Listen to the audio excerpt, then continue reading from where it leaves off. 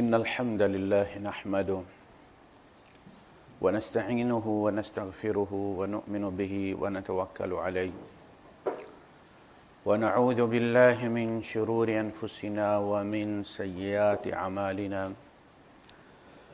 من يهده الله فلا مضل له ومن يضلل فلن تجد له وليا مرشدا وأشهد أن لا إله إلا الله وحده لا شريك له ولا ضد ولا ند ولا مثيل له ولا مثال له وأشهد أن سيدنا ومولانا ومعلمنا ومرشدنا ومخرجنا من الظلمات إلى النور محمدا عبده ورسوله أرسله الله بالحق بشيرا ونذيرا وداعيا إلى الله بإذنه وسراجا منيرا فقد بلغ الرسالة وأدى الأمانة ونصح الأمة وكشف الغمة فترك أمته على المحجة البيضاء ليلها كنهارها لا يزيغ عنها إلا هالك اللهم صل وسلم وبارك عليه وعلى آله وأصحابه وأزواجه وذرياته وأهل بيته أجمعين أما بعد فأعوذ بالله السميع العليم من الشيطان الرجيم بسم الله الرحمن الرحيم يا أيها الذين آمنوا اركعوا واسجدوا واعبدوا ربكم وافعلوا الخير لعلكم تفلحون وجاهدوا في الله حق جهاده واجتباكم وما جعل عليكم في الدين من حرج ملة أبيكم إبراهيم صدق الله العظيم رب اشرح لي صدري ويسر لي أمري واحلل عقدة من لساني يفقه قولي آمین یا رب العالمین۔ جیسا کہ عرض کیا تھا میں نے کہ یہ دنیا دارالامتحان ہے، ہم اپنی سلیکشن سے یہاں نہیں آئے۔ اللہ پاک اگر ہمیں کسی اور شکل میں پیدا فرما دیتا تو بھی ہم کچھ نہیں کر سکتے۔ کاکروچ بنا دیتا، کوئی چوہا بنا دیتا، کوئی کھٹمل بنا دیتا، کوئی چڑیا بنا دیتا، کوئی گائے بنا دیتا جس کو کوئی ذبح کر لیتا، کھا جاتا۔ یہ اس کا اختیار تھا کہ اس نے ہمیں انسانیت کے لیے چنا، یہ اس کا سب سے بڑا ہم پر احسان ہے۔ انسان ہونا ایک بہت اعزاز کی بات، پھر اس کے ساتھ یہ کہ اس اعزاز کے ساتھ اپنا خلیفہ بنا لینا اس کو، کہ زمین پر اس کے ذریعے احکامات کو میں جاری کرواؤں گا۔ یہ بہت بڑا اعزاز، اور اصلاً اسی پر ابلیس کو جلن ہوئی۔ اس نے بڑی محنت کی تھی، اللہ کی عبادت کی، موحد تھا، لیکن بہرحال کچھ چیزیں ایسی ہوتی ہیں کہ جو انسان کی یا اس مخلوق کی خلقت میں شامل ہوتی ہیں، یعنی وہ الگ نہیں کی جا سکتی، اس کے اپنے بس میں بھی نہیں ہوتا۔ وہ اس کا خاصہ ہوتا ہے۔ ہم انسان ہیں تو انسانیت ہمارا خاصہ ہے، اور انسان اصل میں نسیان سے ہی بنا ہے، بھول جاتے ہیں ہم لوگ، اور یہ ہماری فطرت کا خاصہ ہے۔ تو اس کی جو شیطنت تھی وہ الگ نہیں ہو سکتی، وہ غالب تھی اصلاً اس پر، اور بعد میں اس نے ثابت کر دی۔ انسان ایک معتدل تخلیق ہے جس میں فرشتہ بننے کی صلاحیت بھی موجود ہے اور شیطان کا باپ بننے کی صلاحیت بھی موجود ہے۔ شیطان بھی توبہ کرے اس سے جب یہ شیطانیت پر اترے تو، لیکن جب فرشتہ بنے تو فرشتے بھی فخر کرے اس پر۔ تو یہ معتدل ہے۔ ہم جب کسی گھر میں پیدا ہوتے ہیں وہ ہمارا انتخاب نہیں ہوتا، وہ بھی اللہ کا انتخاب ہے۔ کس قوم میں پیدا ہونا ہے، کس ماں سے پیدا ہونا ہے، کس والد کے یہاں پیدا ہونا ہے۔ اور اس کا مطلب یہ ہے کہ رشتہ دار جو ہیں، جو ہی ہم پیدا ہوتے ہیں تو اچانک ہی ہم کسی کے بھتیجے ہوتے ہیں، کسی کے بیٹے، کسی کے پوتے، کسی کے بھانجے ہوتے ہیں، کسی کے بھائی ہوتے ہیں. یعنی جو ہی ہم پیدا ہوتے ہیں تو ہم سے آپشن لیے بغیر کہ تم نے کون سا بھائی بنانا ہے، ماما کون سا اچھا ہوتا ہے، چچا کون سا لینا ہے تم نے، والدین ساتھ لے جائیں مارکیٹ سے خرید کے اچھا سا دے دیں. پیدا ہوتے یہ سارے ہمیں پورا پیکج مل جاتا ہے، ماں کی طرف سے بھی رشتہ دار، والد کی طرف سے بھی رشتہ دار. اور یہ بھی امتحان عرض کیا تھا کہ اس طرح اسکول کا نصاب ہوتا ہے، اس میں سلیبس میں جتنے بھی سبجیکٹس ہیں وہ سارے پاس کرنے ضروری ہوتے ہیں.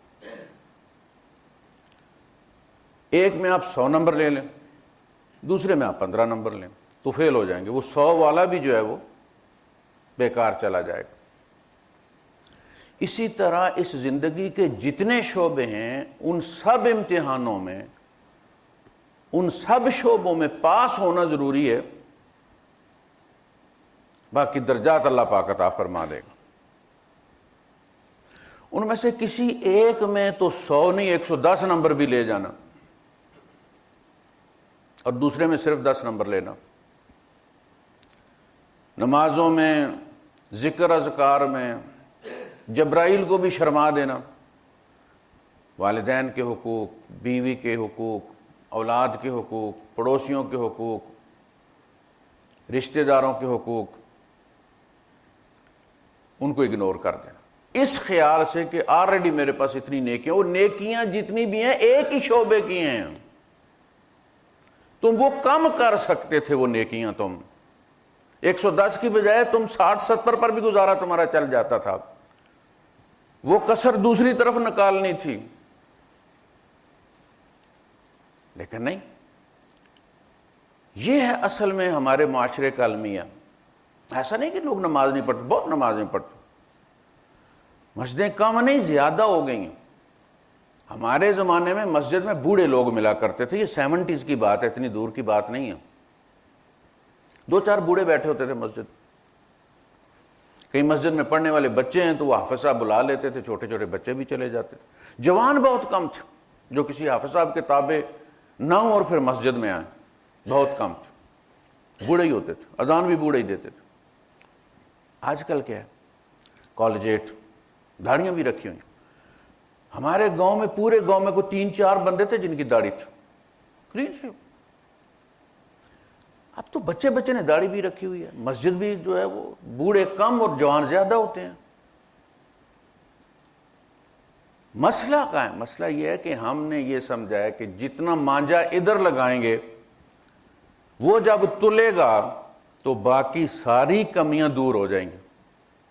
دیکھنا آپ صرف جوتے ہی بھر لیں اپنے سامان میں. آپ نے پاکستان لے کے جانا ہے 30 کلو والا ہوا ہے، اس میں بجائے اس کے کہ آپ جوتے بھی رکھ لیں، کپڑے بھی ساتھ رکھ لیں، پاؤڈر دودھ بھی یہاں سے لے جائیں، آپ پتی بھی لوگ لے کر جاتے ہیں، متفرق چیزیں آپ اس 30 کلو میں لے کر جائیں.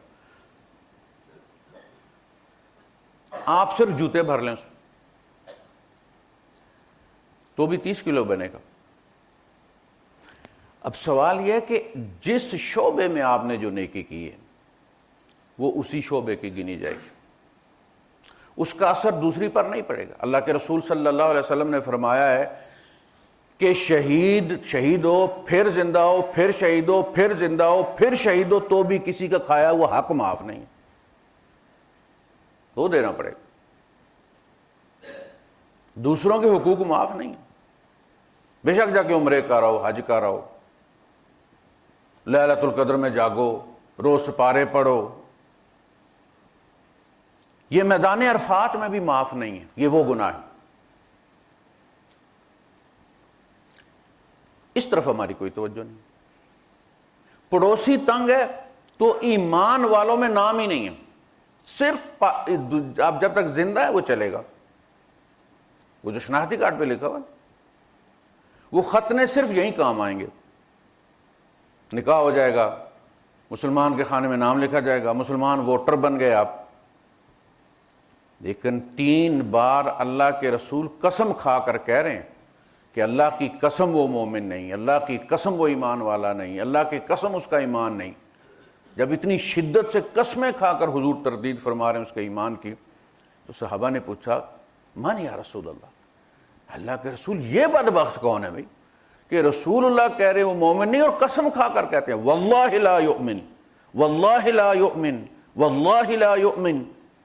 قیل من یا رسول اللہ الذی لا یأمن جارہ بوائق، جس شخص کی شر سے اس کا پڑوسی محفوظ نہیں، اللہ کی قسم و مومن، نمازی ہو سکتا ہے، حاجی ہو سکتا ہے، ہر سال آج کل.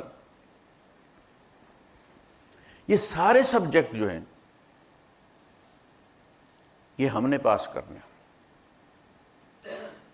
سب میں 33 نمبر لے لیں یار. وہ ٹائم کسی دوسرے شعبے کو دیں جہاں کمی ہے. اس لیے وہ آیت ہے یا ایھا الذین آمنوا ارکعوا واسجدوا واعبدوا ربکم، اے ایمان والو رکوع کرو، سجدے کرو، یہ نماز پڑھو.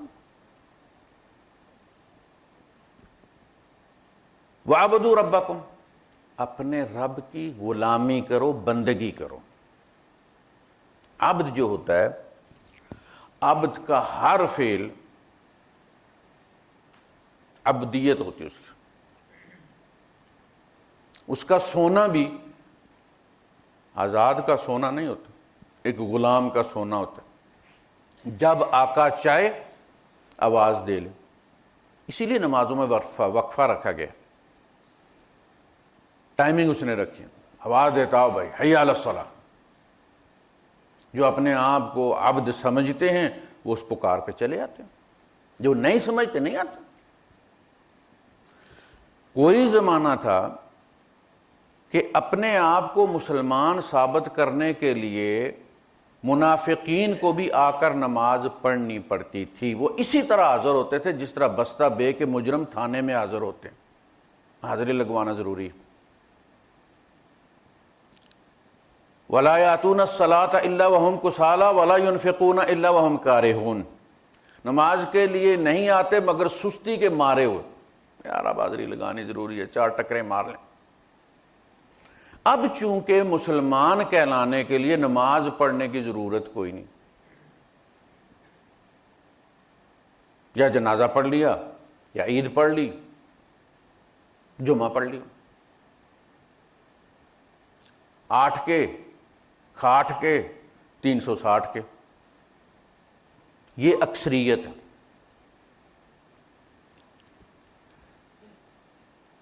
تو یہ دو جو رکن ہے نماز کے، رکوع اور سجدہ، ان کا ذکر کر کے نماز کا حکم دیا گیا.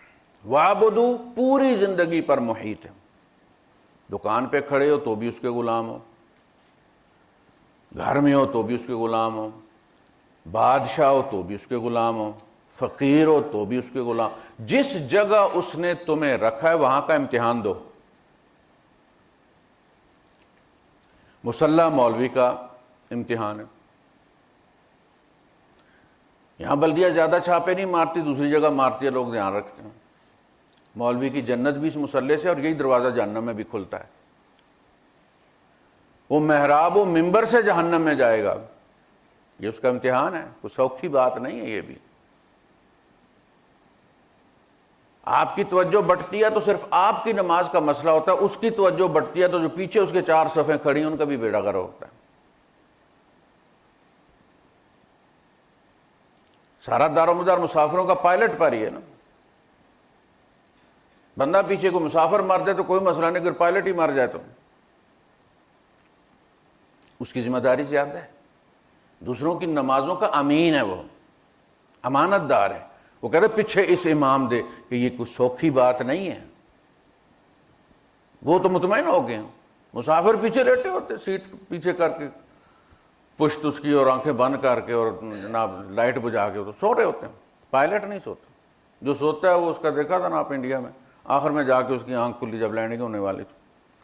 آدھے جو ہے وہ اس پہ جا کے رن وے پہ اس نے اتارا اور پھر آگے جا کے وہ کھائی میں گرا. اس طرح ہوتا ہے. امام کا مسئلہ بہت نازک ہوتا ہے، لیکن بہرحال اس کی جنت جہنم یہی ہے. جو تندور پہ کھڑا ہے اس کی وہاں ہے. جس جگہ ہم کھڑے ہیں وہیں سے وہ جنت یا جہنم کا دروازہ کھلتا ہے. وہی ہمارا امتحان. آپ کسی آفس میں کام کرتے ہیں, اللہ نے آپ کو وہاں رکھا ہے, وہاں آپ کا امتحان ہے. تو ہر شعبہ وَاعْبُدُوا رَبَّكُمْ, جہاں کہیں بھی تم کھڑے ہو, جس مقام پہ ہو, شوہر ہو, بیوی ہو, بیٹا ہو, باپ ہو, پڑوسی ہو, جو بھی رشتہ ہے اس کا خیال رکھنا. یہ بڑا مسئلہ ہے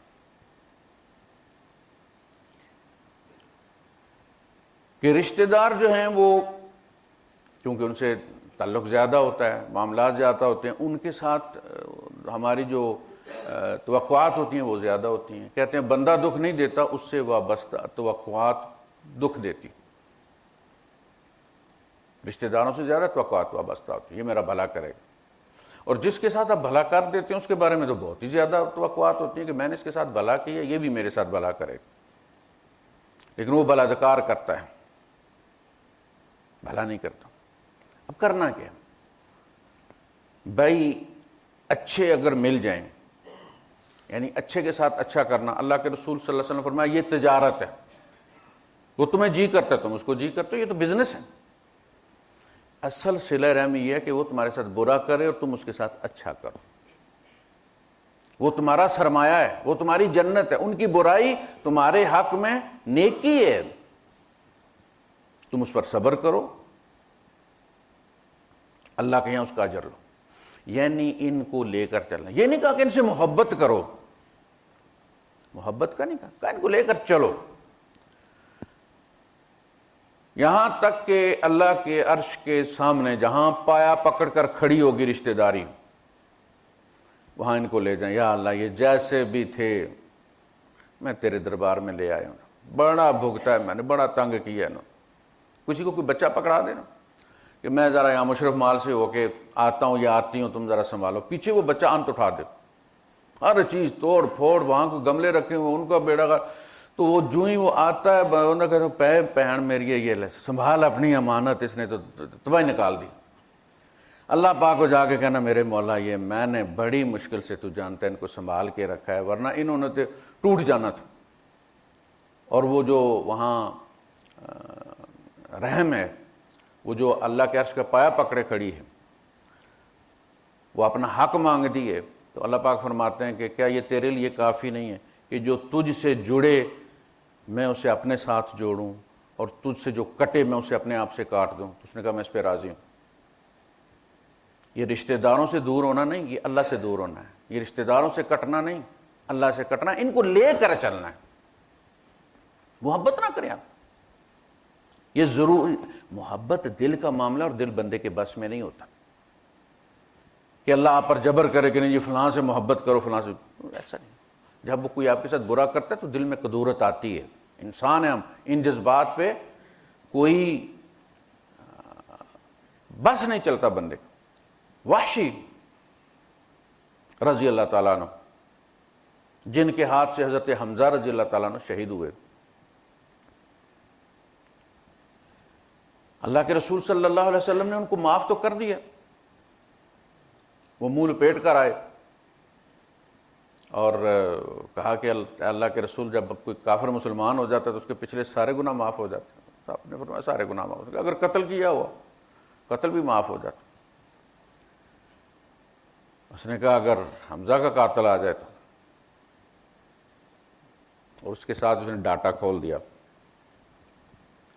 اللہ کے رسول صلی اللہ علیہ وسلم نے اس کا ایمان قبول کر لیا, لیکن پھر ایک دن اسے بلا کے کہا کہ تم کوشش کیا کرو کہ میرے سامنے نہ آیا کرو, میں تمہیں دیکھتا ہوں تو مجھے چچا یاد آ جاتا ہے. لیکن یہ دل کا معاملہ ہے, مسلمانی قبول کر لی لیکن اب میرے سامنے نہ آیا کرو. اب اسی وحشی نے مسلمہ کذاب کو مارا ہے, اسی نیزے سے. اس نے کہا میں نے اس نیزے سے ایک بہت بہترین انسان کو شہید کیا ہے, اور میں نے اسی نیزے سے اللہ کے دشمن کو قتل کیا ہے. مجھے امید ہے میرا رب مجھے میرا گناہ معاف کر دے گا. مسلمہ کذاب اس حالت میں, ہزاروں شہید ہو گئے تھے اس سے لڑتے ہوئے. تو عرض یہ کہ محبت نہ کریں لیکن ان کو لے کر چلیں. آپ کوئی بلاتا ہے جائیں، وہ جی شادی بیاہ میں جی وہ ڈھول کرتے ہیں، جی وہ گانا لگاتے ہیں، جو فلاں ہوتا ہے جی، یہ سائیڈ ایفیکٹ اس کے ہوتے ہیں. آپ جائیں، اچھے طریقے سے ملیں، سلام دعا کریں، مبارک دیں، کوئی اپنا ضروری کام بتا کے آپ واپس آ جائیں، نہ سنیں. اکثر یہ سوال ہوتا ہے، وہ ایسے کرتے ایسے. بھائی آپ ایک ٹیکسی میں بیٹھتے ہیں، بس میں بیٹھتے ہیں، وہ گانا لگاتے ہیں تو آپ نیچے اتر جاتے ہیں. آپ اپنے کام سے کام رکھتے ہیں، وہ اس کا ذمہ دار ہے.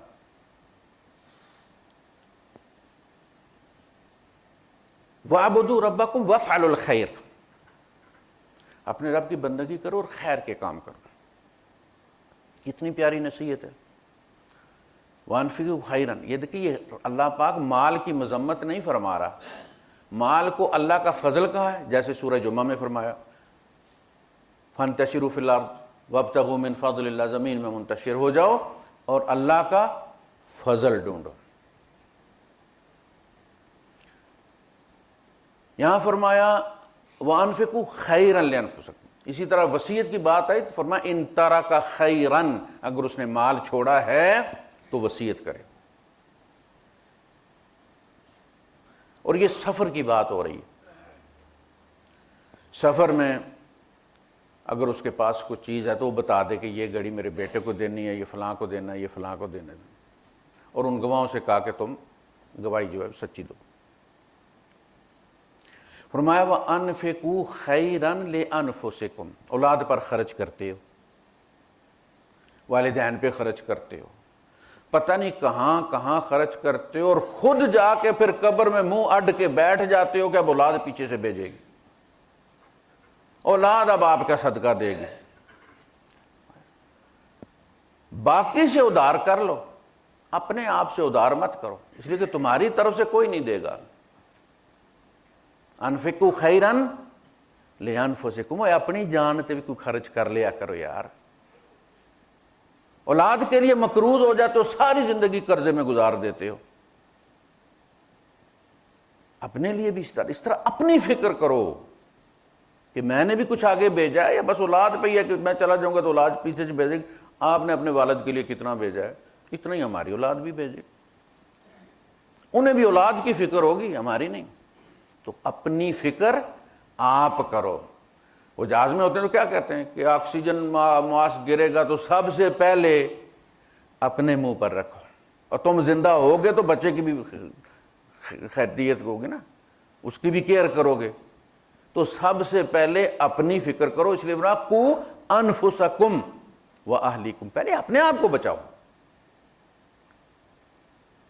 سب کے ٹکٹ لے لیے، 4-5 بچے ہیں، بیوی ہے، سالی ہے، کوئی ساتھ اور رشتہ دار ہے، سب کے ٹکٹ لے لیے، اپنا بھول گئے تو چڑیا گھر والے بھی داخل نہیں ہونے دیتے. جنت میں کیسے جاؤ گے تم؟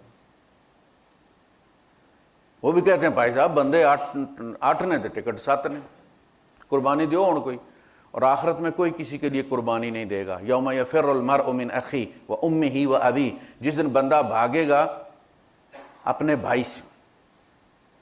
یہ سب سے قریبی رشتہ ہوتا ہے، یعنی جو یہ بازو بنتے ہیں دنیا میں، بندہ کہتا ہے جی یہ میرے بازو ہیں. وہ امہ و ابی، اپنی ماں سے اپنے باپ سے بھاگے گا چونکہ ان کے حقوق میں گڑبڑ کی ہوگی. وَصَاحِبَتِهِ وَبَنِيهِ، اور اپنی بیوی سے اور اپنے بیٹے سے. دیکھا آپ نے، کوئی کسی کا نہیں ہوگا. بلکہ یہاں تک کہا گیا جس دن انسان یہ چاہے گا کہ اس کا بیٹا لے لیا جائے، بیوی لے لی جائے، ماں باپ لے لیے جائیں بدلے میں، کہ ان کو پھینک دیا جائے اور مجھے چھوڑ دیا جائے. اور وَفَصِيلَتِهِ الَّتِي تُؤْوِيهِ، اور اس کا وہ فصیلہ کہتے ہیں گروپ کو، فصیلۃ الدم ہوتا ہے نا، اے پازیٹو ہے تو لکھا تھا فصیلۃ الدم یعنی بلڈ گروپ. وَفَصِيلَتِهِ الَّتِي تُؤْوِيهِ، اس کا وہ گروپ گھر سے روٹ کے نکلتا تھا تو سیدھا ان میں جا کے بیٹھتا تھا، سمجھتا تھا بڑی یاری ہے. کہا وہ چاہے گا دوست اس کے لے کے ڈال دیے جائیں، اسے چھوڑ دیا جائے. یود المجرم یومئذ،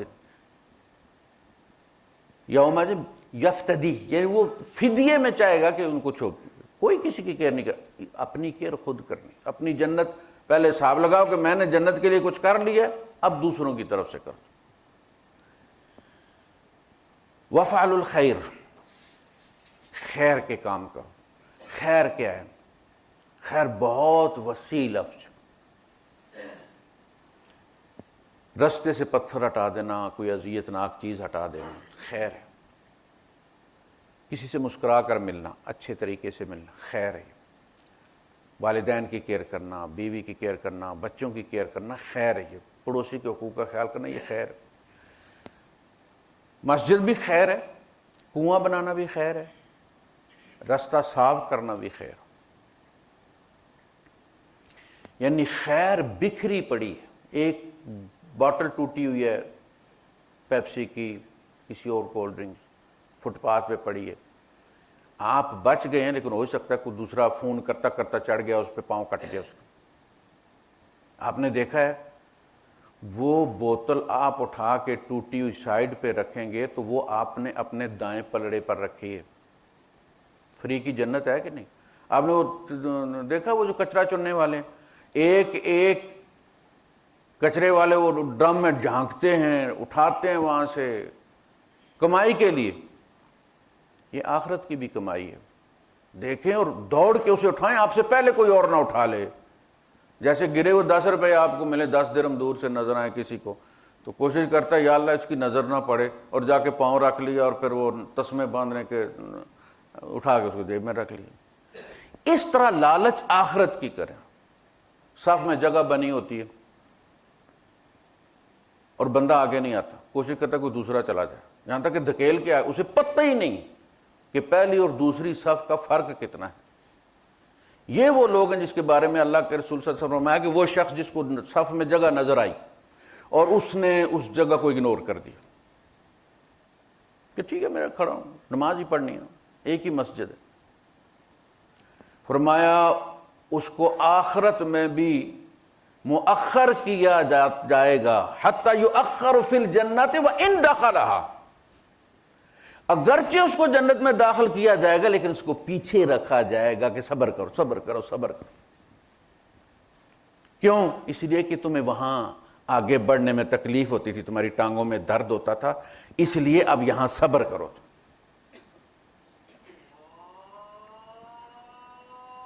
اللہ کے رسول صلی اللہ علیہ وسلم فرماتے ہیں کہ میں نے اس قدم سے زیادہ قیمتی قدم نہیں دیکھا جو صف کو پورا کرنے کے لیے اٹھتا ہے، اور ہم کوشش کرتے ہیں دروازے کے ساتھ کھڑے رہیں تاکہ قریب سے بھاگ جائیں، رش میں نہ پھنس جائیں۔ وآخر دعوانا الحمدللہ رب العالمین۔